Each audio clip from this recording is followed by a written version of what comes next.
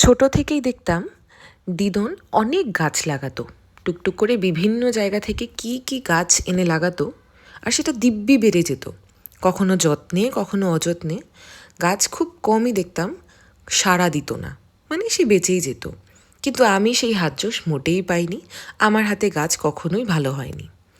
কিন্তু মায়ের হাতে দেখি বেশ ভালোই হয় গাছ। মা বা ভাই দুজনেই ভালো রাখতে পারে খেয়াল গাছের। এবার শীত আসতে না আসতেই মা অনেকগুলো গাছ, ফুলের গাছ বেসিক্যালি, নার্সারি থেকে এনে বাড়িতে পটিং করেছিল। আমাদের নিজের বাড়িতেই আছে আমার দাদার নার্সারি, সেখান থেকেই এনেছিল। এবং নার্সারির যারা লোকেরা আছে, যারা গাছের দেখভাল করে সাধারণত, ওনারাই গাছকে ভালোভাবে পটিং করে এনে বাড়িতে দিয়ে গেছিলো। আমার কোনো গাছের নামই সত্যি কথা, মানে এই গাঁদা ফুল আর গোলাপ ফুল ছাড়া তেমন কোনো ফুলের নাম আমার জানা নেই বলে আমি নামগুলো মেনশন করতে পারিনি। তবে গাছগুলো যদি বড় হয় ভালোভাবে আর সুন্দর করে যদি ফুল হয়, তখন আপনাদের সাথে আমি নিশ্চয়ই শেয়ার করব।